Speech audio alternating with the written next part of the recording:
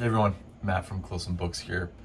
Recording in the evening this time, which is why I have a glass of wine instead of a cup of coffee, as normal.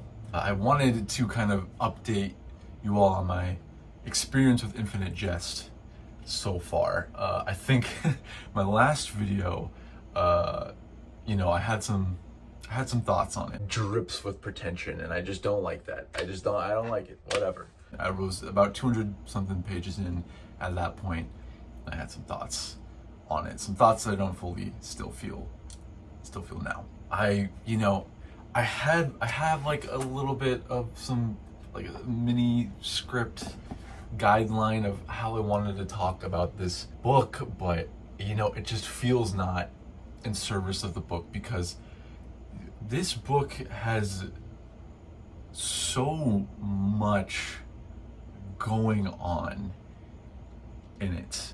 There are a million moving pieces, and each piece is so intricate and multifaceted and so many layers to it that it's hard for me to really organize a concise thesis of how I feel about the book so far. Like, this book is, let me start with this. I am enjoying the book maybe 100 times more now than I was when I made that first video. And I'm glad though my thoughts have changed on the book, I'm so glad I made that first video, because it really does accurately reflect like how I was feeling at the time, at that point in the book, like 220, maybe 250 pages in. It to me, it really did feel like a slog. It felt like over intellectualizing everything. It felt like it was just Dave saying like fuck you to the reader. It did feel like that in the moment, and I still think some of that is true. However, at this point in the book, I'm about halfway through, maybe a tiny bit less than halfway through, and now that I've finished my thesis, or I've finished my dissertation, I have so much more time to read it, so I've been blazing through it these last couple days. My thoughts on the book are totally different, and mostly at this point much more positive than they are negative. I think when I first started reading, I found the book to be too tedious, too pretentious, too packed with information.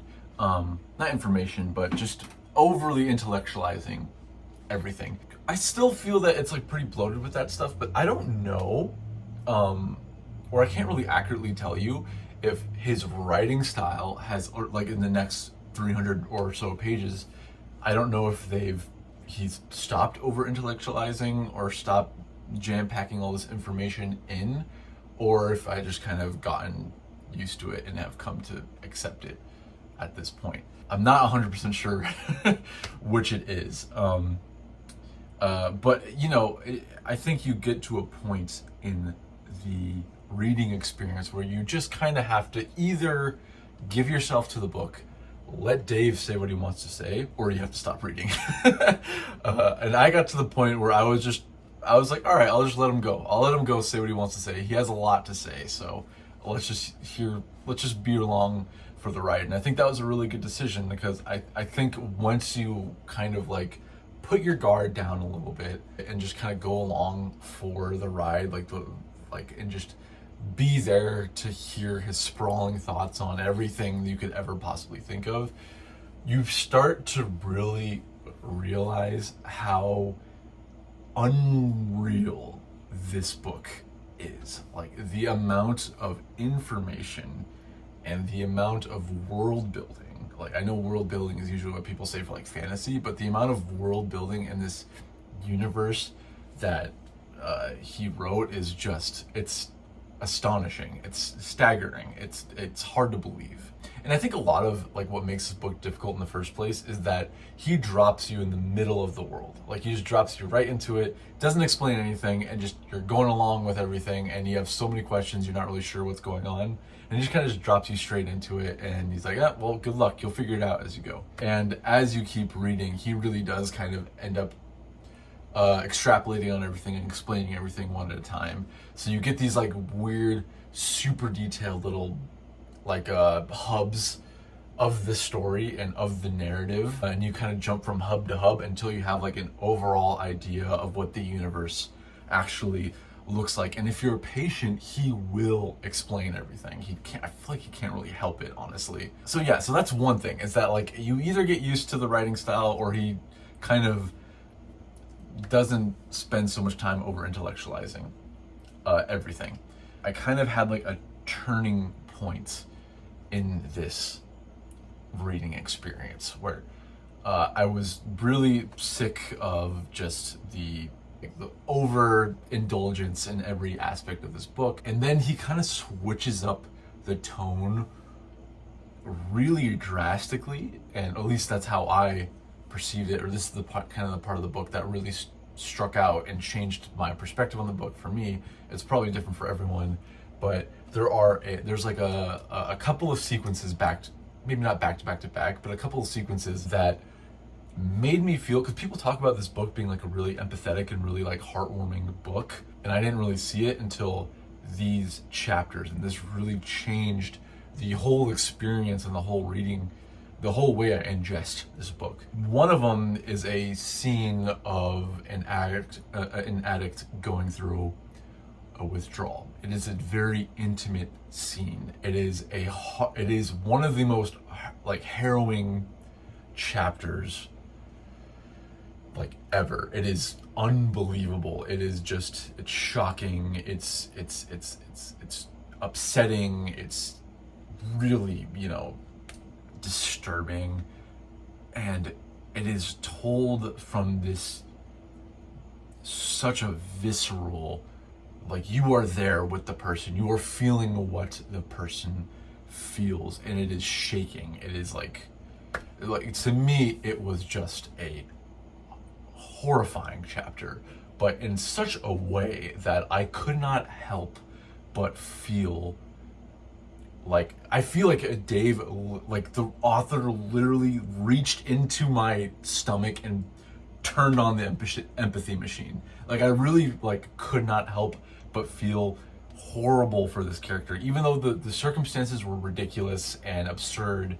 Like they weren't so out of the ordinary that you wouldn't believe it. And it kind of goes from this like this voice of like, before the chapters were like, oh, kind of fun, they were kind of like snarky and sarcastic, and this section is literally like the fucking lights turn off, you're in an interrogation room, and it's like shit just got super real. Like you can't escape how serious and real this chapter is. And to me it reads as like okay, we kind of got through the bullshit, it's time to start feeling something for these people. A super serious chapter, you can't really help but take it seriously, even though the character is kind of silly and like the things you've learned about the character are kind of out of the ordinary.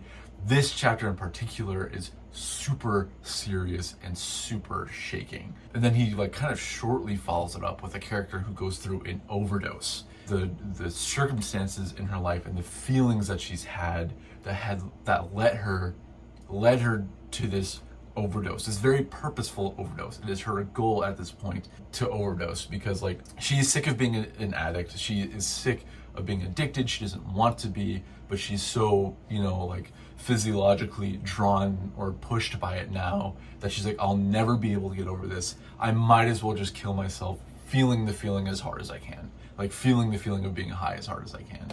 And that's another section where it was just, you read it and you just feel so moved by all the detail, all of like the purposeful decision making, and the events that are very clearly led up to you, that you just don't even, you read it and you just believe her. You don't question it. You're just like, I mean, the way she says it does sound horrifying and terrible. I don't blame her anymore. Even though it's a horrifying, scary thing, you just find it yourself empathizing with the character so much. And then the third one is a little bit later in the book, where it's kind of like these AA meetings, and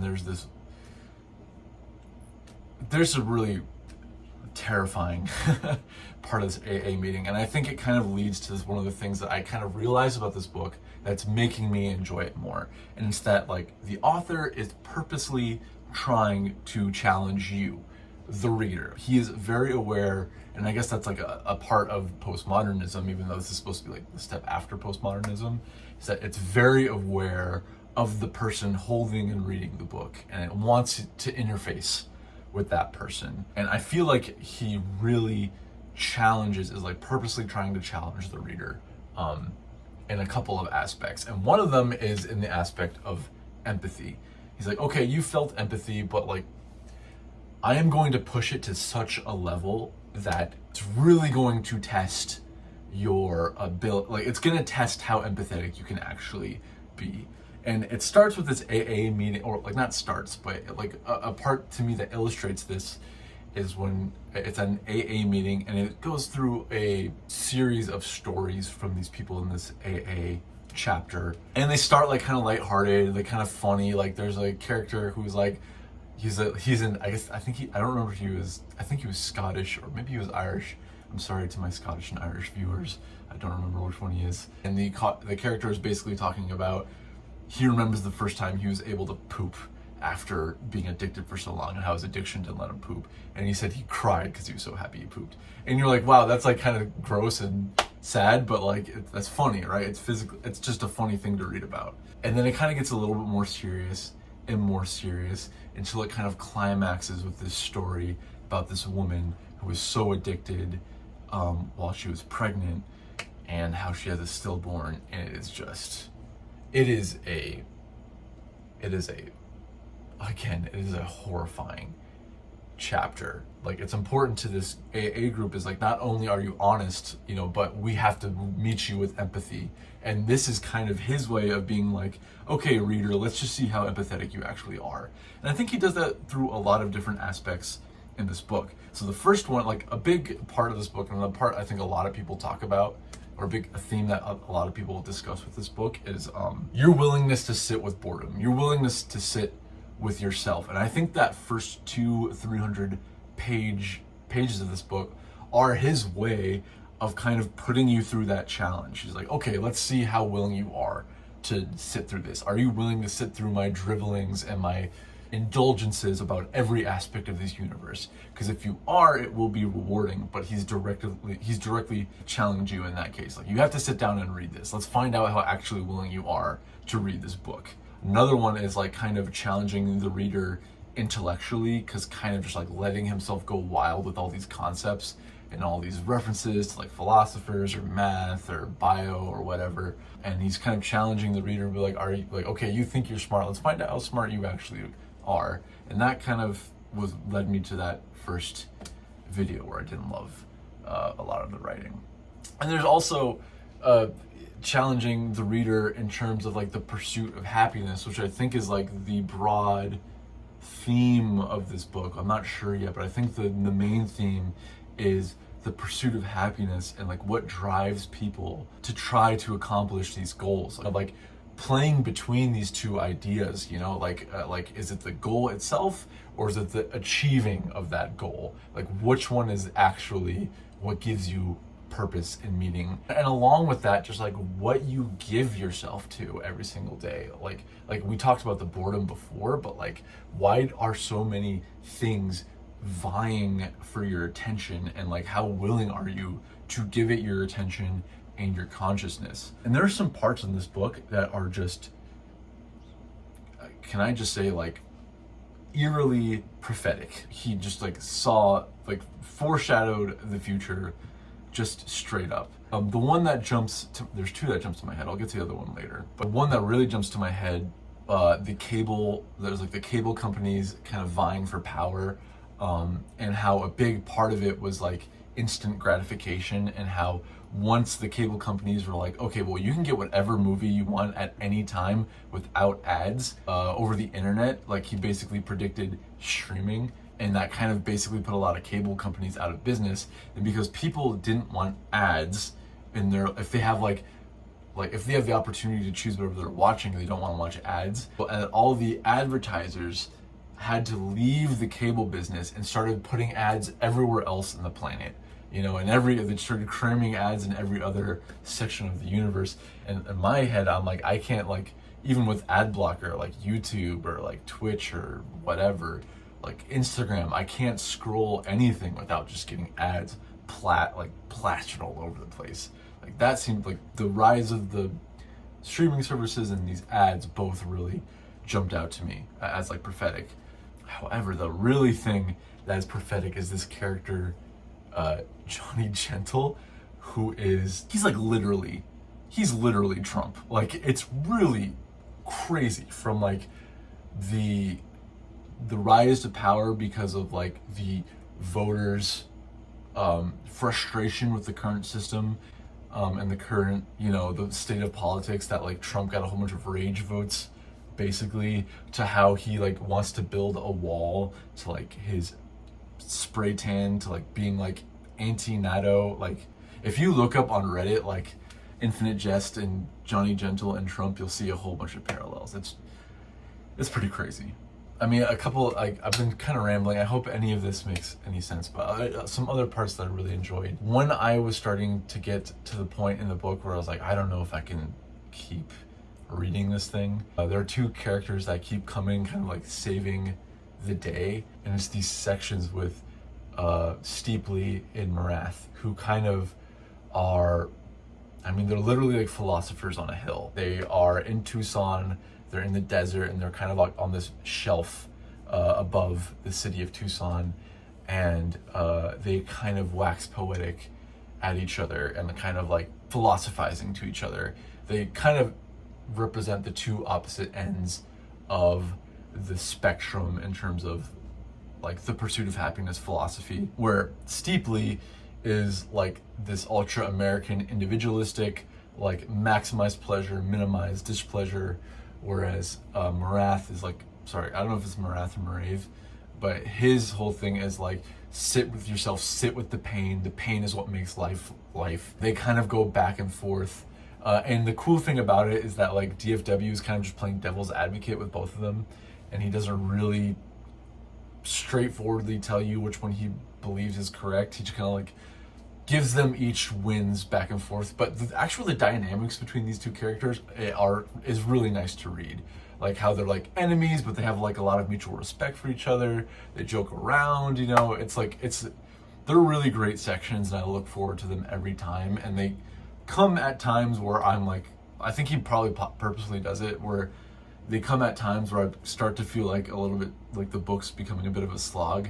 He'll drop a Steeply and Morath section and totally invigorate my passion for the book again. But also, just like some of the other characters that you read about become very lovable. You literally look forward to reading them. The characters I'm thinking about in particular are like Mario or like Pemulus, even Hal at some points, Lyle, are all characters that are very interesting and very they're lovable characters. You end up, it's kind of, he does the same thing with the characters as he does with the universe, where he kind of just gives you little bits and pieces of like really deep sections of information for them, and you kind of overall build a big picture for them. In fact, some of the footnotes are written by some of the characters. Like there is a footnote written from Hal's perspective, but he's relaying what Pemulus is saying to him. So there's a lot of quips of them going back and forth in the footnote. It's just great. It's really amazing world building.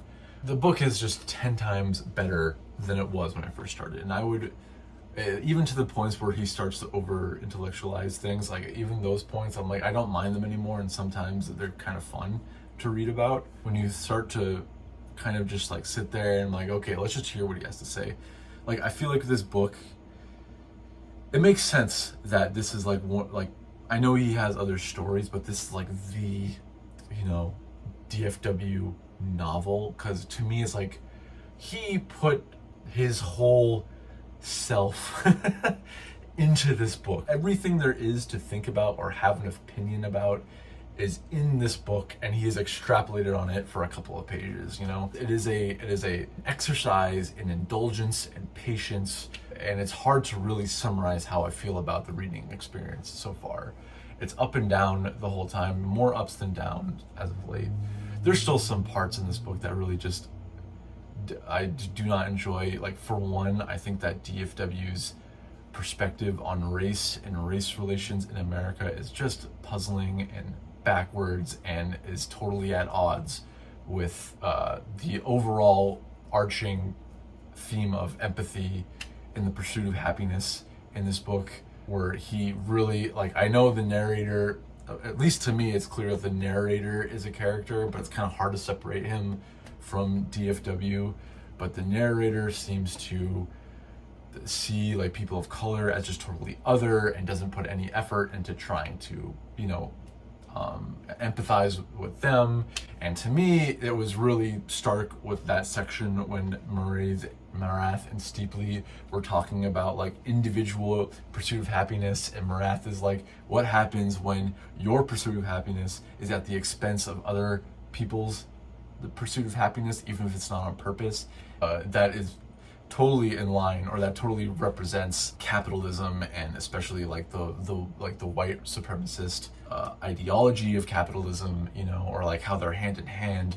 It's like, how can you like make that point, but you are like treating people of color as totally other, and like you're not even trying to empathize with them. And it's just, to me, it's just backwards and weird. But other than that, I am so glad I stuck with it. I will be finishing this book within the next couple weeks, just because I have so much more time to read this thing. And I know there's more stuff that I wanted to say and I missed, but I just felt like it was probably better that I just kind of like go at it in a less linear and structured way, because that's kind of how the book is. But yeah, really enjoying it so far. Let me know what you all think if you've read the book. I know I had some really great comments on the last video that made me think a little bit more about what I've been reading, look at some things in a different perspective. So I'm interested in what you all think of hearing at the second part, my halfway point of the book, like what my thoughts are at that point, if you relate to them, if you think they'll change again or whatever. And if you haven't read the book and you're still here, what's up? How's it going? Thanks for sticking around and listening to me talk about it. Does this make you want to read the book a little bit more? Because I know I got a couple comments where like, oh, this totally makes me feel justified in not wanting to read this book. And now I'm like, oh, I'll probably try reading this book. I wonder if it changes your opinion or not. Anyway, thanks so much for watching. Well, this probably isn't going to come out on Sunday evening. Well, I'm going to try to enjoy the rest of my Sunday evening. And I hope you guys have a good rest of the week, and I'll talk to you soon. Bye.